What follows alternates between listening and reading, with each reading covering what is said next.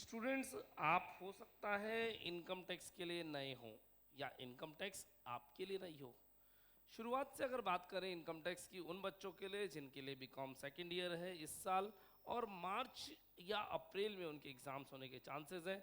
समय बचा है लगभग उनके पास 2-2.5 महीने की अप्रॉक्स, 2 महीने अप्रॉक्स। और इतने कम समय में इनकम टैक्स को कवर अप करना, ग्रिप बनाना, मार्क्स लाना, पेपर को अच्छे से क्लियर करना, थियोरेटिकल और प्रैक्टिकल कंसेप्ट्स को मेंटली स्ट्रॉन्ग करना, क्योंकि इनकम टैक्स केवल 2 महीने की कहानी नहीं, अब लाइफ टाइम की कहानी है। क्योंकि ज़िंदगी भर कमाएंगे तो सही, और कमाना है तो उस पर देश को टैक्स भी देना है, और टैक्स देना है तो उस टैक्स की कैलकुलेशन करनी भी आनी चाहिए। ये नहीं कि आप किसी सीए के ऊपर डिपेंड करते हो, अकाउंटेंट के ऊपर डिपेंड करते हो कि उसने जो बना दिया वो आपने टैक्स पे कर दिया। नहीं, आपको अपना टैक्स कैलकुलेट करना, पे करना और बचाना बचाना भी आना चाहिए कि टैक्स की सेविंग कैसे होगी। तो इन सभी बातों को ध्यान में रखते हुए आज टैक्स का एक हल्का सा बेसिक जानने की कोशिश करते हैं। क्या टैक्स? आइए बच्चों, टैक्स। पहला क्वेश्चन, ये टैक्स कौन लेता है? गवर्नमेंट लेती है। कौन सी गवर्नमेंट? स्टेट गवर्नमेंट या सेंट्रल गवर्नमेंट? मतलब भजन लाल जी लेते हैं या मोदी जी लेते हैं टैक्स? भजन लाल जी भी लेते हैं और मोदी जी भी लेते हैं, दोनों लेते हैं, है ना। क्योंकि इस टैक्स के बहुत सारे पार्ट हैं। कुछ टैक्स राजस्थान का विकास करने के लिए, आपकी स्टेट का विकास करने के लिए, डेवलपमेंट के लिए भजनलाल सरकार को रिक्वायरमेंट है, और कुछ देश का विकास करने के लिए मोदी सरकार को रिक्वायरमेंट है। क्यों? क्या ये सरकारें गरीब हैं? क्या सभी देशों में टैक्स ऐसे लिया जाता है क्या, या हमारा देश टैक्स के लिए ऐसा कर रहा है? क्या दुबई में भी टैक्स इतना ही लगता होगा? जी नहीं, हर देश की अपनी अलग आर्थिक स्थिति है, फाइनेंशियल पोजीशन है, और उस फाइनेंशियल पोजीशन के हिसाब से गवर्नमेंट टैक्स लेती है। क्या हमारा देश गरीब है क्या जो पब्लिक से टैक्स ले रहा है? जी, मेरे देश की धरती सोना उगले, या सोने की चिड़िया हमारा देश है, ऐसा हमने सुना है। तो हमारा देश गरीब तो नहीं था, लेकिन आज गरीब बन गया है। क्यों? ऐसा क्या हुआ कि हमारे देश को गरीब बनना पड़ा, है ना। कुछ लोग कहते हैं मुगल ले गए, कुछ कहते हैं अंग्रेज ले गए, है ना। कोई ना कोई तो इस पैसे को, कुछ कहते हैं इंदिरा गांधी ले गई। अलग अलग लोगों की अलग अलग विचारधाराएं हैं, अलग अलग हिस्ट्री है। अब मैं उस पर नहीं पढ़ना चाहता, पर मैं ये कहना चाहता हूँ आज की देश में, देश के राजकीय कोष में बहुत ज़्यादा फंड्स नहीं होने के कारण, बहुत ज़्यादा फंड्स नहीं है। अच्छी स्थिति है इंडिया की, लेकिन उतनी अच्छी स्थिति नहीं है कि देश का विकास और डेवलपमेंट किया जाए। क्योंकि हम जनसंख्या के मामले में नंबर 1 है, जनसंख्या के मामले में नंबर 1 है, और हमारे पास है छोटा सा इंडिया। जरा इंडिया के ऊपर चाइना देखना, जो हमारे बराबर ही जनसंख्या रखता है, लेकिन उसका एरिया कितना बड़ा है, साइज देखा उसका? जी, उसके पास साइज बहुत बड़ा है। हमारा इंडिया के पास सरफेस लेवल बहुत कम है। अब इंडिया को अगर कमाना है तो कमाने के दो ही तरीके हैं, या तो जमीन के ऊपर कुछ उगा लो, या जमीन खोद के कुछ निकाल लो। दो ही तो ऑप्शन है, तीसरा कोई ऑप्शन तो होता नहीं। आसमान से क्या टपकता है? गंदा पानी, वो फिल्टर होकर के नीचे आके साफ बनता है, ये बात भी हम जानते हैं, है ना। तो आसमान से कुछ टपकना नहीं है, जमीन पे उगाना है, जमीन में से खोदना है, उगाना है। तो हमारा देश कृषि प्रधान देश है कि हम खेतीबाड़ी से बहुत कुछ उगा लेते हैं, जमीन में से कुछ खास निकलता नहीं, निकलता है तो, लेकिन हमारे देश की पॉपुलेशन इतनी ज़्यादा है कि जो उगाते हैं और जो निकालते हैं वो सारा का सारा हम ही खा जाते हैं। एक्सपोर्ट कुछ ना के बराबर करते हैं, कुछ नहीं करते, तो देश का विकास के लिए पैसा कहाँ से आएगा? अगर हमें हॉस्पिटल बनाने हैं, अगर हमें स्कूल बनाने हैं, अगर हमें ब्रिज बनाने हैं, अगर हमें डैम बनाने हैं, अगर हमें देश का डेवलपमेंट करना है, तो उसके लिए पैसा चाहिए। और पैसे के लिए पैसा कहाँ से आता है? जब देश का माल देश के बाहर जाए और फॉरेन करेंसी इंडिया में आए, उससे वही तो डेवलपमेंट होगा, वही तो पैसा आएगा। अब ये मेरा भारत महान, ऐसा कोई शेप होगी इंडिया की, है ना। इंडिया के पास पैसा आने के सोर्सेज हैं export of goods, export of goods and services, export of goods and services, goods और सर्विसेज को एक्सपोर्ट करना। लेकिन इंडिया से गुड्स और सर्विसेज बहुत बड़ी मात्रा में एक्सपोर्ट नहीं होते हैं। क्यों नहीं होते इंडिया से बहुत बड़ी मात्रा में गुड्स और सर्विसेज एक्सपोर्ट? क्यों? क्योंकि इंडिया में जो उगता है वो ज़्यादा हम ही खा जाते हैं। सर्विसेज की बात करें तो इंडिया के डॉक्टर्स, इंडिया के चार्टर्ड अकाउंटेंट्स बहुत इंटेलिजेंट है, पूरे वर्ल्ड में जाना जाता है, लेकिन जाते तो है यहाँ से, वहीं के होके रह जाते हैं, हम वापस नहीं आते, पैसा लेके नहीं आते, तो इंडिया कोई खास इनकम होती नहीं। गुड्स इंडिया से एक्सपोर्ट बहुत कम चीज़ें होती हैं और बहुत कम क्वांटिटी में होती है, पैसा बहुत ज़्यादा चाहिए। ठीक है, दूसरा पैसा लाने का तरीका है टूरिज्म। इंडिया में जितने दिन सर्दियाँ पड़ती है उतने दिन टूरिज्म बहुत अच्छा रहता है, बाकी तो टूरिज्म की हालत खस्ता ही रहती है। अभी सर्दियाँ भी चल रही है, दिन में टेम्परेचर ऐसा है कि हम ही नहीं सह पा रहे, तो फॉरेनर तो कैसे सहेगा, है ना। तो टूरिज्म इंडिया का कोई खास उतना नहीं है जितना और देश टूरिज्म में करते हैं, है ना। इन दोनों से इतना ज़्यादा पैसा नहीं आ रहा, तो तीसरा तरीका होता है गवर्नमेंट से क्या, गवर्नमेंट पब्लिक से क्या ले ले, टैक्स ले ले। तो गवर्नमेंट ने टैक्स लगा दिया पब्लिक के ऊपर ताकि देश का विकास के लिए पैसा आ सके, लोग कमा कमा के देंगे अपने को, ठीक है साहब। अब टैक्स दो टाइप के हुए, डायरेक्ट टैक्स और इनडायरेक्ट टैक्स, डीटी और आईडीटी। डायरेक्ट टैक्स जो गवर्नमेंट हमसे मांग के लेती है, इनकम टैक्स, वेल्थ टैक्स, इसके बदले में गवर्नमेंट हमको कुछ नहीं देती है, बोलते देश में विकास आएगा और प्रगति आएगी, कुछ नहीं देती। लेकिन इनडायरेक्ट टैक्सेस जो गवर्नमेंट मांगने नहीं आती हमारे घर, हम प्रोडक्ट खरीदते हैं और प्रोडक्ट और सर्विसेज के साथ ऑटोमेटिकली पे हो जाता है। बोले तो जीएसटी, वैट, हमने प्रोडक्ट खरीदा, प्रोडक्ट के साथ ऑटोमेटिकली पे हो गया, हमने किसी को देने नहीं गए, है ना। ठीक है, डीटी और आईडीटी में, आईडीटी हमारे सिलेबस में नहीं है, वेल्थ टैक्स हमारे सिलेबस में नहीं है, डायरेक्ट टैक्स का केवल और केवल इनकम टैक्स हमारे सिलेबस में है। ये बात समझ में आई। बात इनकम टैक्स की करें तो इनकम टैक्स एक्ट 1961 अप्लाई होगा। इसके दो हिस्से होंगे, एक इनकम और एक टैक्स। इनकम निकालने के लिए 5 हेड है, सैलरीज, हम किसी के यहाँ पे भी नौकरी करें गवर्नमेंट या प्राइवेट और उससे आने वाला वेतन हमारा सैलरीज हेड में आएगा। इनकम फ्रॉम हाउस प्रॉपर्टी, मकान से आने वाला रेंट की इनकम इस यहाँ पे आएगी, इस पे टैक्स लगेगा।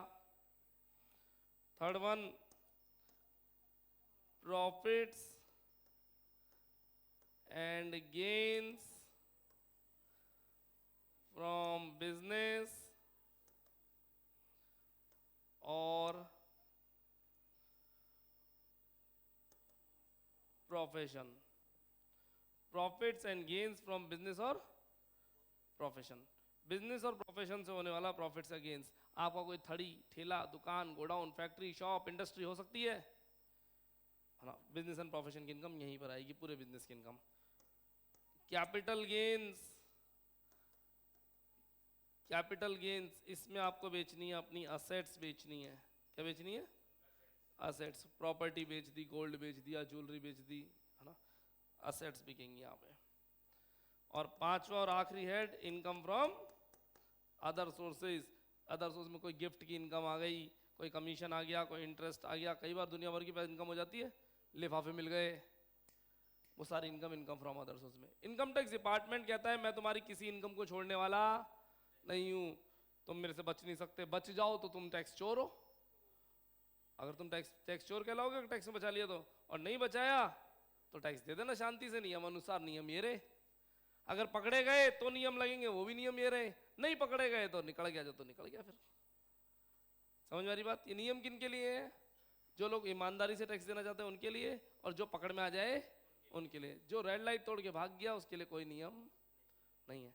भाई मेरे से रेड लाइट टूट गई, एक तो पुलिस वाले के पास जाके भाई साहब चालान जाओ करो मेरा, मैंने रेड लाइट तोड़ी है, खुद कहूँ मेरा चालान करो, मैंने रेड लाइट टूट गई मेरे से।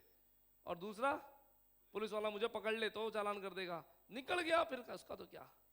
तो ये रूल किन के लिए? जो खुद टैक्स देना चाहते हैं उनके लिए, और जो पकड़ में आ जाए उनके लिए। ठीक है, इन पांचों की इनकम को जोड़ जाड़ करके उस पर क्या लगता है? टैक्स। और ये टैक्स कौन लेता है? सेंट्रल गवर्नमेंट लेती है, मोदी जी लेते हैं इनकम टैक्स। भजनलाल सरकार यानी स्टेट गवर्नमेंट के पास, मोदी सरकार के पास मिलता है, भजनलाल सरकार को इसका 1 रुपया भी नहीं मिलता है। कौन लेती है? Central government. मोदी जी के पास ज़्यादा पूरा इनकम टैक्स का पैसा 100%, है ना। चलिए, अब हमारे को क्या करने का है? इन सब की इनकम निकालने का है। इन सब की इनकम निकालने में आपको क्या करना पड़ता है, ध्यान सुनिएगा। इन सब की जब इनकम निकालते हैं तो निकालने के बाद इनका करते हैं टोटल। टोटल का उसको बोलते हैं ग्रॉस टोटल इनकम।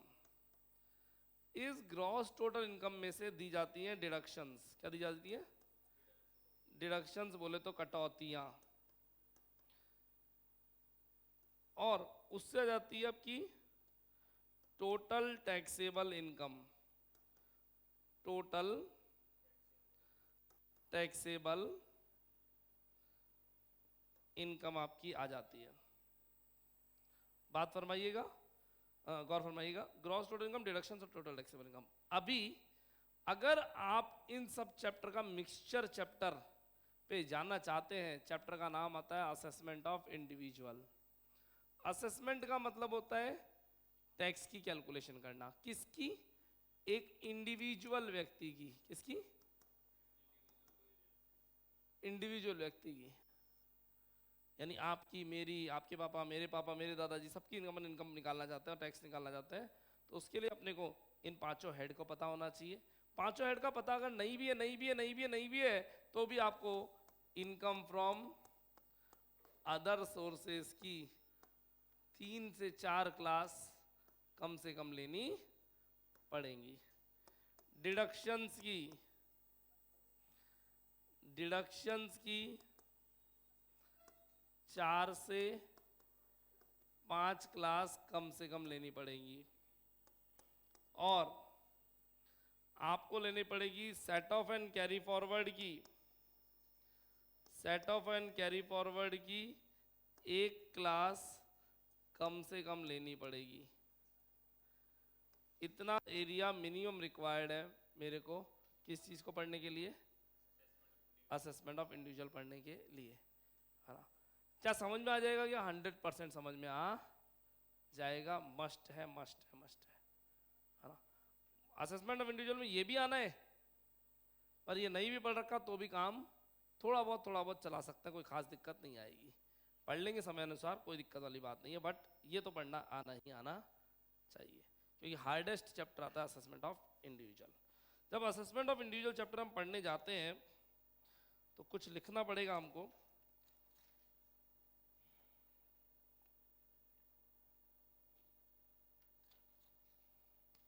मैं लेकर के जा रहा हूं आपको, 1 minute.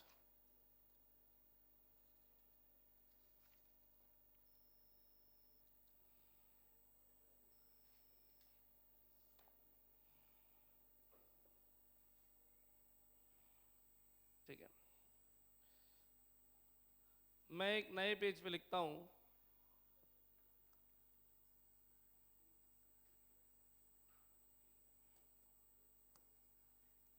ASSESSEMENT assessment of individual.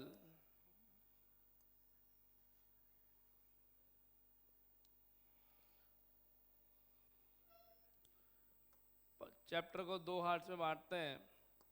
इस चैप्टर में 2 स्टेटमेंट बनेंगे। एक इनकम का, जिसको हम बोलते हैं टीटीआई। टीटीआई बोले तो total taxable income. Total taxable income. और एक और फॉर्मेट बनेगा टैक्स का, जिसको बोलते हैं हम NTL, net tax liability you have to pay. Net tax liability जो गवर्नमेंट को पे करनी है। तो 2 चीज़ें निकालेंगे इस चैप्टर में, टोटल टैक्सेबल इनकम, इनकम कितनी और टैक्स कितना लगना है, ये दोनों चीज़ें निकालेंगे। इनकम निकालने के लिए आपको इनकम के 5 head, salaries, income from house property, PGBP, capital gains और इनकम फ्रॉम अदर सोर्सेज, इन पर जाना पड़ेगा। इनको जोड़ने के बाद आएगा आपके पास जीटीआई। जीटीआई में से आपको डिडक्शंस निकालनी पड़ेंगी। डिडक्शंस के सेक्शन अंडर सेक्शन 80, सी से 80 यू तक रहने वाले हैं। और उसके बाद आएगा क्या, टीटीआई 10 रुपए में राउंड ऑफ होके।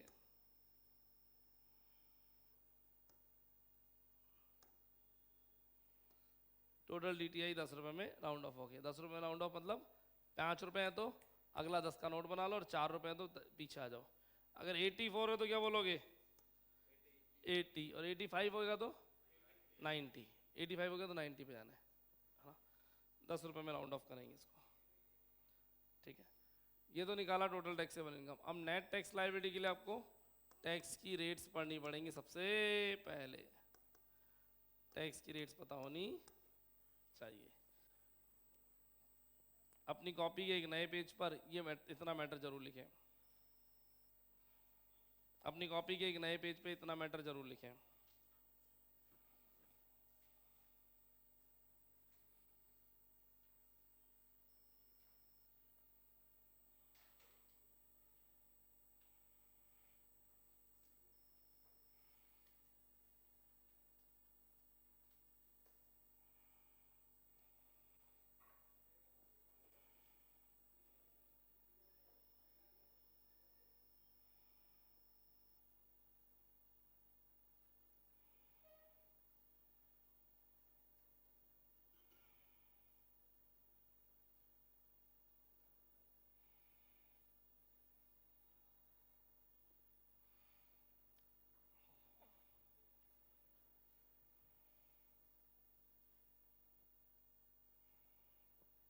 नोट करो ना सर।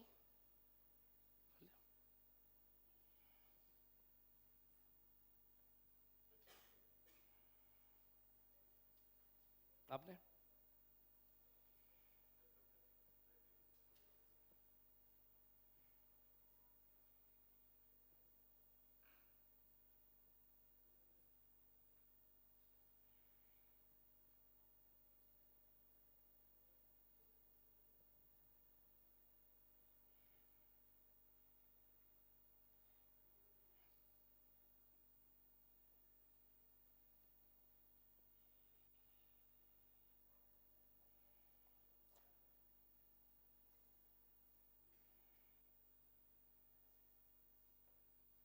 चलिए बात करते हैं टैक्स रेट्स की।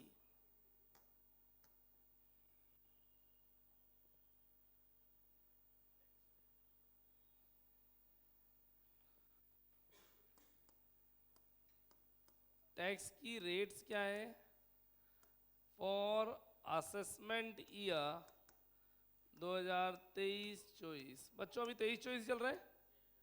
23-24 को असेसमेंट ईयर बोलते हैं, कर निर्धारण वर्ष, असेसमेंट ईयर, है ना। इसका प्रीवियस ईयर कौन सा होगा, 22-23। प्रीवियस ईयर कमाने वाला साल होता है और असेसमेंट ईयर टैक्स चुकाने वाला साल होता है। मैं अपने वर्क स्पेस के 3 बराबर ब्रेकअप कर रहा हूं। ऊपर से 3-4 लाइन का एक फॉर्मेट, यहां लिखा टैक्स की रेट बताने के लिए every individual HUF AOP BOI NRI। AOP BOI NRI syllabus में नहीं है वैसे, यहां लिखा मैंने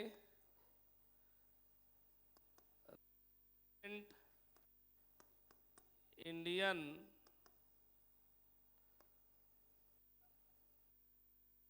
सीनियर सिटीजन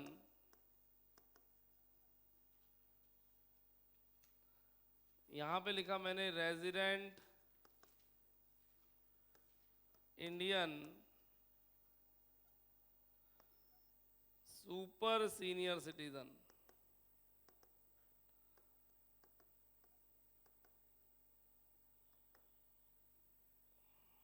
क्या लिख दिया मैंने, सुपर सीनियर सिटीजन। ध्यान दीजिएगा प्लीज, यहाँ पे एवरी इंडिविजुअल, आप, मैं, आप, अपन सब आएंगे। सीनियर सिटीजन में जिसकी एज 60 टच कर जाए से लेकर 79.99 ईयर तक हो। जैसे ही 80 का हो गया तो बन जाएगा सुपर सीनियर सिटीजन, और 80 से लेकर कब तक तुम जियो, हजारों साल, अनलिमिटेड पीरियड तक, वो सुपर सीनियर सिटीजन कहलाएगा। 60 का हो गया तो ऐसे सीनियर सिटीजन। टैक्स की रेट लगेंगी,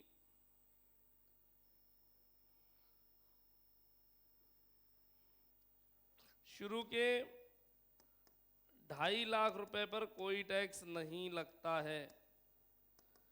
शुरू के कितने, 3 लाख तक कोई टैक्स नहीं लगता है। शुरू के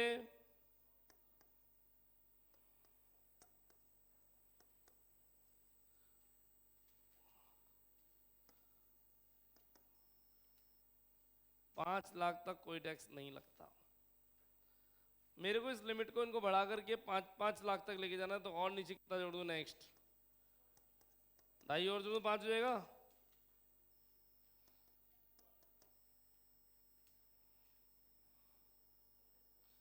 नेक्स्ट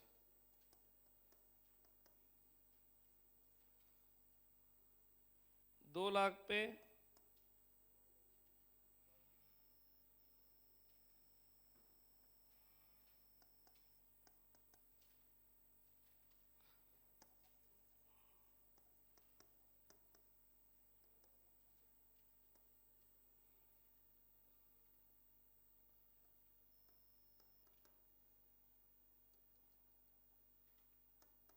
10% टैक्स बच जाएगा। सॉरी, मिस्टेक है मेरे में, यहाँ कुछ नहीं आएगा, मिस्टेक रुकिए, फ्लो में बह गया। यहाँ पे कोई टैक्स है ही नहीं। एक बार देखिए तीनों में ध्यान दीजिएगा, इन दोनों टोटल 5 लाख, इन दोनों टोटल, और वो अकेले टोटल 5 लाख, है ना, टोटल तो 5 लाख ही है। अब मेरे को उनका टोटल 10 लाख बनाना है, तो नेक्स्ट और कितना जोड़ दूँ, 5 लाख 10%, है ना। Next 5 lakh 10%, next 5 lakh 10% tax. इससे ऊपर जाना है तो बैलेंस जितना भी कमाओ उस पर 30% टैक्स लगेगा।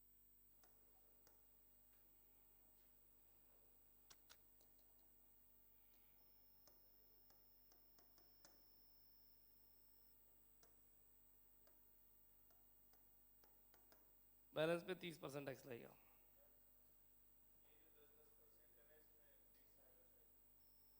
रेट बढ़ा दी थी अपन ने, हाँ, यस यस यस यस, रेटें बढ़ गई थी, मेरे को पिछले साल वाली याद रह गई। 20%, 20% और 20%, और बाकी ओके, चेक कर लेता हूँ मैं। Yes, this is perfect. हाँ, याद करने का 10% का स्लैब भी उठा दिया दोनों ने। शुरू के अमाउंट पे कोई टैक्स नहीं लगता, उसके बाद कमाओगे तो टैक्स लगेगा। इसको समझाने की मैं कोशिश करूंगा। मान लीजिए मेरी साल की इनकम बोर्ड पे 12 लाख रुपए है, मैं कौन सी कैटेगरी में आता हूँ तीनों में से, फर्स्ट कैटेगरी में, कोई शक। शुरू के 2.5 लाख पे कोई टैक्स नहीं लगेगा, नेक्स्ट 2.5 लाख पे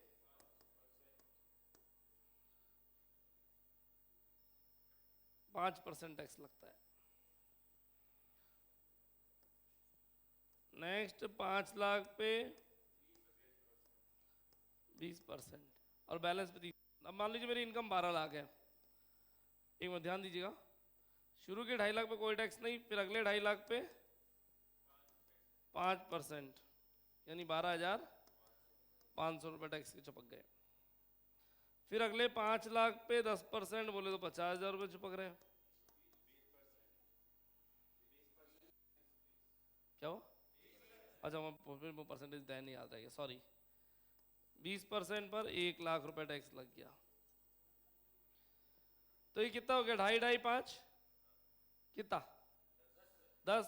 टोटल इनकम कितनी थी? 12। तो बैलेंस बच कितना गया? लाख। उस पर भी 30% टैक्स लगेगा, बोले 60,000 रुपए। 60,000 रुपए टोटल मिला के 1,72,500 रुपए हमारे टैक्स के लगे। 12 लाख रुपए की कहानी पर। क्या ये समझ में आया क्या? है ना? तो इन ऐसे कैलकुलेशन लगती है, अलग अलग अलग अलग अलग। इन इस टेबल को हम याद करेंगे। आज के लिए इतना ही रखेंगे, कल इसके आगे बढ़ेंगे।